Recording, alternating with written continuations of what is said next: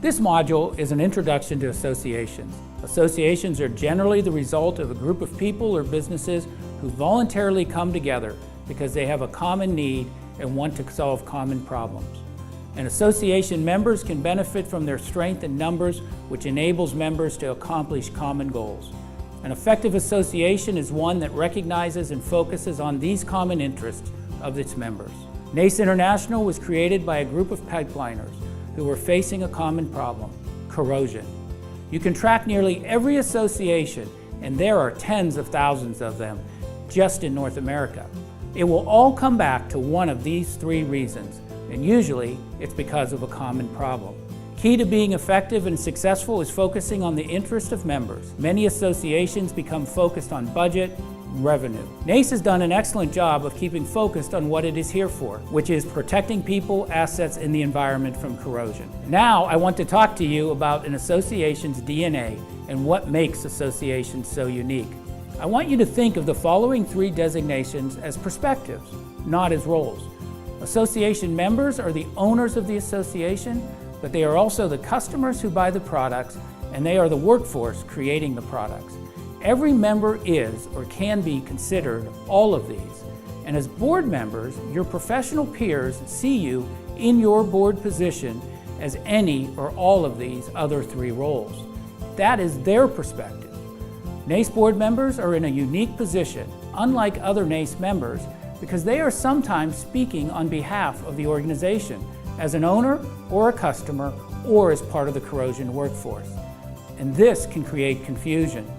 The problems occur when there's role confusion and your audience doesn't know who you are speaking as. For example, if they see you as a board of director and you're complaining because the price of a product is too high, they view you as one of the people who made decisions about pricing, programs, or policies.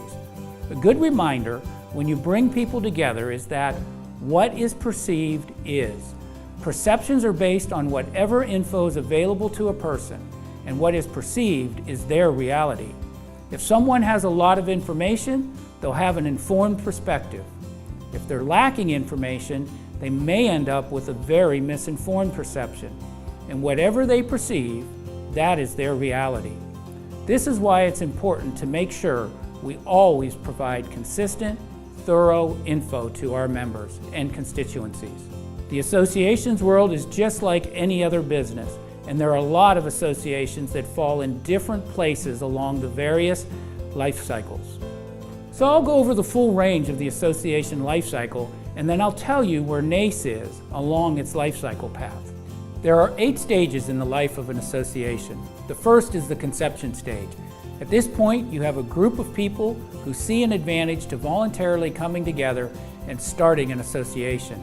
They have those initial discussions about what the members' needs are, and there are still a lot of associations being formed even today. There is truly an association for everything. You'd be surprised and maybe even amused to learn about some of the associations out there, but you can find one for just about every business, product, service, personality type, and etc.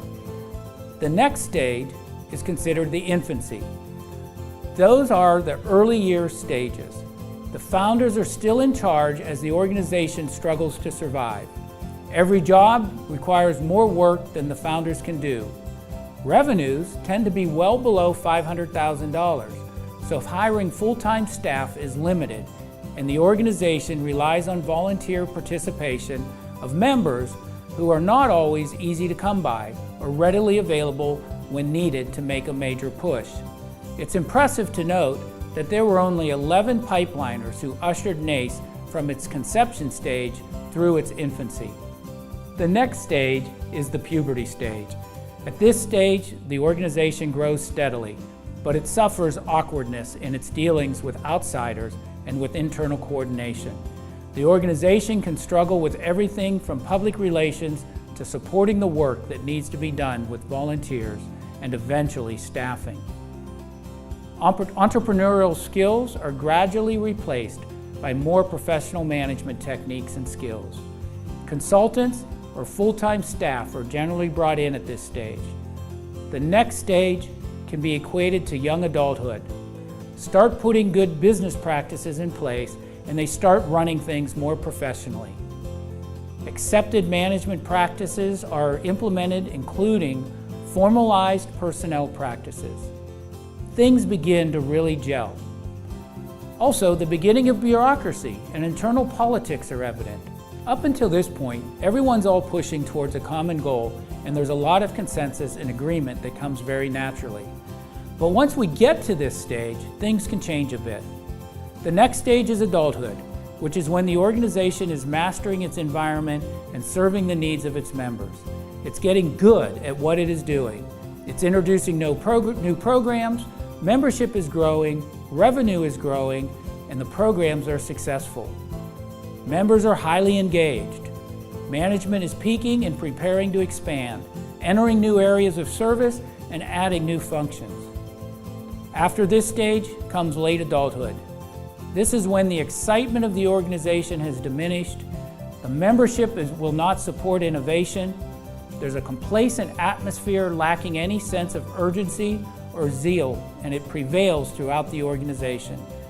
Members don't want things to change. Why do we want to do things differently will be the question. This is how we've always done it. The final stage is old age. This is when the organization is losing its ability to cope with its environment and serve the real needs of its members. Managers and leaders are bickering, and internal control is lacking. All of a sudden, things seem to come apart, and few people seem to care. Course registration and events go down. There's less participation across the range of products and services of the organization. Membership goes down.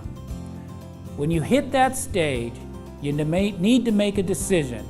You're either going to revitalize it, or it will become obscure and meander on at the same plateau, or often a decision is made to dissolve the organization. NACE as a whole is sitting in the adulthood stage today. We're doing extremely well almost by every measure. We have highly engaged members, an excellent staff, we're even an attractive place for people to come to work. We're mastering the game on many levels. Here's the challenge. Guess which stage is the hardest to stay in? It's adulthood. In many cases, when an organization reaches adulthood, they get complacent and think this stage is the end. But it's very easy to fall into a rut and end up heading into old age.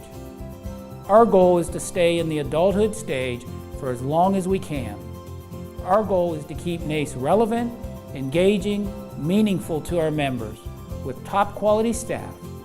If we do this, membership comes, revenue will come, great programs will come, and the entire membership and industry benefit.